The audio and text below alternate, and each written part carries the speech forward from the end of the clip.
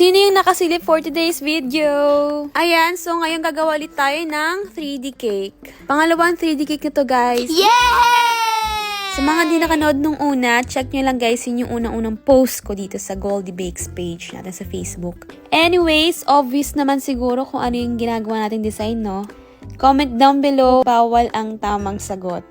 So, yan, parehong 6 inches yung size ng cake up and down. Then, nagpo-frosting lang tayo ngayon. Gamit natin ang whipped cream. Ay, magpapakinis lang tayo. Di ko alam, parang mas nadalian ako sa una kong ginawa kaysa dito sa ngayon, sa second na. Pero bago ang lahat, ito nga pala yung sinend ni client na inspo na paggagayahan. Sabi niya, something like that, basta duck daw. Yes, duck. Duck po ah. Bali, pinili ko yung pangalawang duck. Syempre, mas cute yun kasi yung first pick parang matured na yung duck dun eh.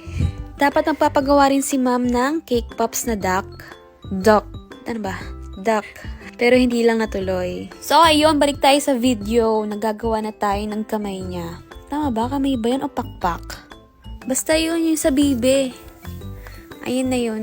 Siyempre, papakinisin natin yung front and yung side niya gamit ang flexible scraper.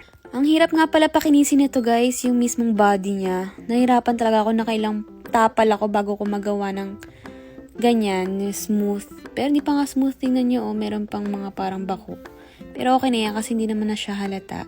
Tapos ayan na yung paa. Kung makikita nyo dun sa inspo, hindi siya ganyan. Kasi parang hindi ko bet, ang pangit mo na sa inspo.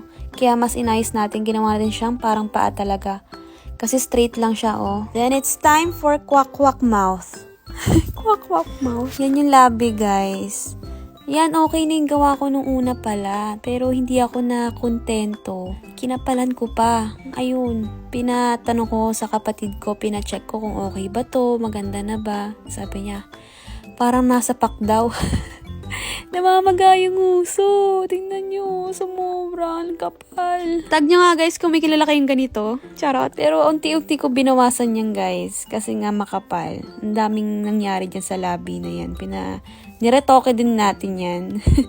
So, ayun, nalagyan na natin ng mata at ng cheeks. Tapos, ayan, nagprint lang ako ng 2 hat kasi hindi ako makapag-decide kung ano yung pipiliin ko. Pero, ayan ang nagwagi. Ginupit ko lang to ng pa-triangle, guys, pero nagtira ako ng white para maikot natin at magmukha namang 3D kahit papano. Tapos, ayan, kaya may space yung harap kasi lalagyan natin ng dedication. Ginawa ko nga palang color blue yung kulay para kunwari tubig siya. So, ayan, ganyan ako lagi. Lagi ako may problem. Sa una, susulat ko ng buo, pero bandang huli, tatanggalin din natin kasi hindi ko bet. At ayan na si Mrs. Quack Quack! Yay! Tapos na!